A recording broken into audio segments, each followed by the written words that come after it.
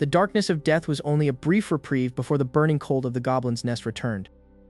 I remembered every slice of the blade and every mocking laugh of the humans who called themselves heroes. A holographic screen flickered to life before me, offering a second chance to rewrite my fate. The system warned me that my human heart was the very thing that led to my previous demise. This time, I would discard my mercy and embrace the monstrous nature of my new race. I activated the simulation and watched a dozen versions of my own death play out in seconds. With 10 points from the system, I purchased the Elven Dagger, its blade shimmering with a lethal sharpness. I lured the human guards into the shadows, mimicking a girl's scream to draw them into my trap. The guard never saw the strike coming as I carved a path of vengeance across his throat. He begged for mercy, showing me a photo of his family, but I only saw the face of an enemy. The first part of my revenge was complete, but the true monsters were still at large. I ventured deeper into the forest, where I encountered a female goblin with humanoid features. The system informed me that mating with her would unlock the bloodline of a goblin god. To protect my tribe and my future, I promised her a life free from the brutality of other monsters. As our connection solidified, my body surged with new power, muscles bulging and skin hardening like iron. When we returned to the tribe, the old chief tried to poison me, underestimating my newfound strength. I decapitated the traitorous leader in a single motion, claiming the throne of the Mad Sky tribe.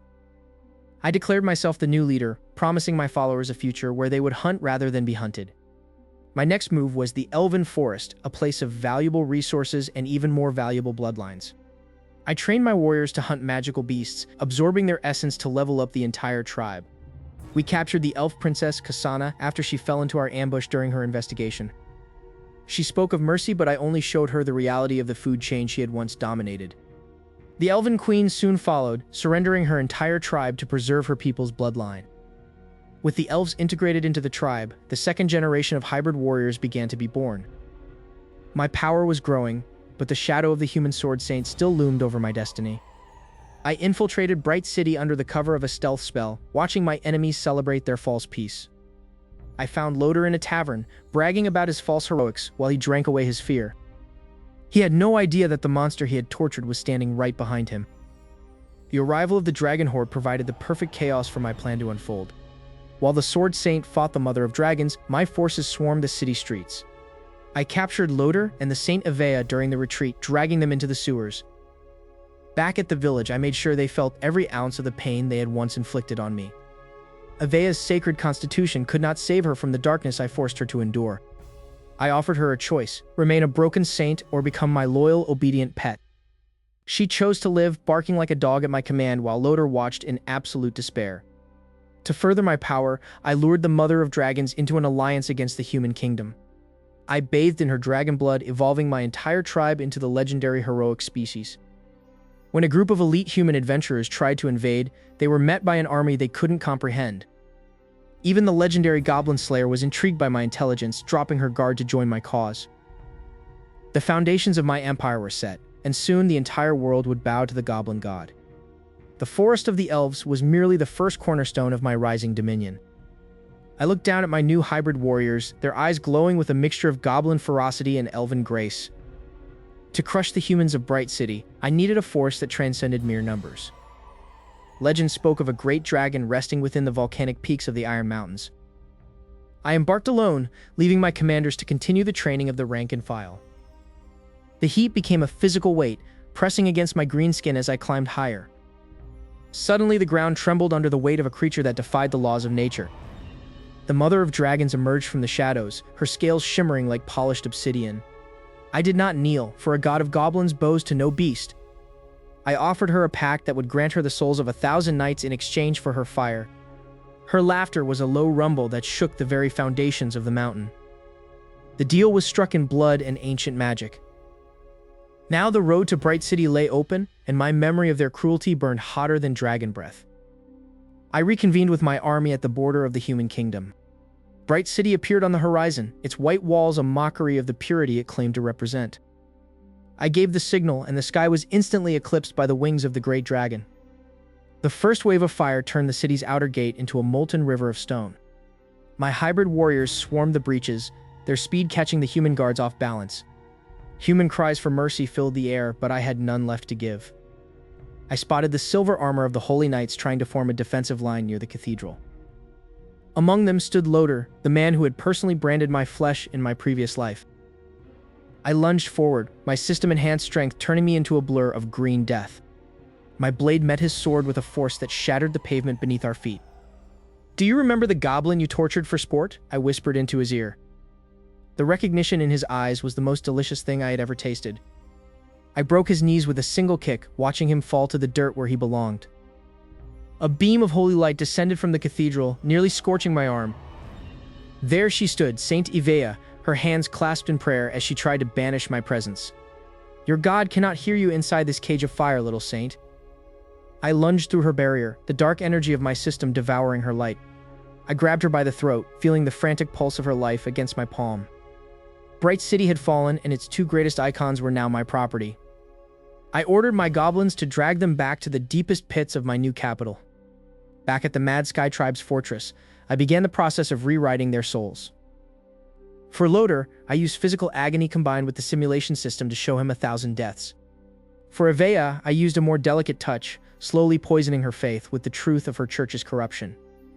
Day by day, the light in her eyes flickered and died, replaced by a hollow void. My hybrid army grew, fueled by the resources of the conquered city. But the world was starting to notice the rise of a goblin who thought like a king. Reports reached me of a man in a tattered cloak, specialized in the slaughter of my kind, heading this way. I looked at the broken saint kneeling at my feet and smiled as the real war began. I watched the broken saint kneeling at my feet and smiled as the real war began. The first step was to formalize our power, so I declared the birth of the Mad Sky Tribe. Thousands of goblins erupted in a primal roar, their voices shaking the very leaves of the enchanted forest. To ensure our dominance, I utilized the system to simulate every possible threat from the surrounding human kingdoms. Reports arrived that a diamond-rank party led by the arrogant Earl was approaching our borders. I ordered my elite shadow goblins to lay traps along the riverbank where the humans would surely cross. As Earl's group reached the water, a hail of poison-tipped arrows rained down from the trees. My mutant general, Gu Kuang, leaped from the shadows, his massive sword cleaving through a knight's shield. However, a new figure appeared on the battlefield, moving with a speed that even my system struggled to track. This was the legendary Goblin Slayer, a man whose sole purpose was the extermination of my kind. I realized that normal tactics would not work against a specialist of his caliber. I ordered a tactical retreat, leading the Slayer and the survivors toward the mouth of the Great Tomb. The tomb was a labyrinth of ancient traps and high-level undead that only I knew how to navigate. Inside the dark halls, the diamond-rank adventurers found themselves picked off one by the tomb's guardians. While the humans were distracted, I turned my attention back to the mental conditioning of Saint Ivea. I spoke to her in a soft voice, replacing her memories of a cruel god with the reality of my protection. I reminded her how the humans she once served were the ones who truly betrayed her. Slowly, the light of the Holy Mother in her eyes was replaced by a dark, unwavering loyalty to me. The sound of clashing steel echoed from the lower levels. The Goblin Slayer was still alive and fighting. I knew I had to face him myself to claim the title of Goblin Lord. I walked into the grand hall of the tomb, the ground trembling with each of my footsteps. The Goblin Slayer stood his ground, his gaze fixed on me with a cold professional hatred. We clashed in the center of the hall, the sound of our weapons ringing through the tomb like thunder. He was more skilled than any human I had ever faced, dodging my heavy strikes with surgical precision. But he lacked my system, which allowed me to simulate his next moves in real time. I landed a heavy blow on his shield, shattering it and sending him tumbling across the stone floor. Before he could recover, I signaled the conditioned saint to strike. Ivea unleashed a blast of corrupted holy magic, pinning the Slayer to the wall with chains of shadow. I walked up to the pinned hero and told him that his hunt was finally over. With the Slayer captured, the system notified me of my evolution into a true Goblin Lord. My body grew even larger, and a crown of bone materialized upon my silver hair. I stood before the remaining members of the Mad Sky Tribe and declared ourselves the masters of the tomb. We would use this tomb as our impenetrable fortress while we gathered the strength to crush the human capital. The saint, now my most loyal weapon, kneeled beside my throne, ready to follow my every command. I looked out at the horizon, knowing that the era of human dominance was coming to an end. My revenge was no longer a dream, it was an unfolding reality that the world could not stop. The Mad Sky Tribe had evolved, and I was their undisputed god. Every goblin born in this new era would be a warrior, bred for the conquest of all races. The betrayal of my past life was finally balanced by the absolute power I now held. I sat back on my throne, closed my eyes, and prepared for the final dawn of humanity.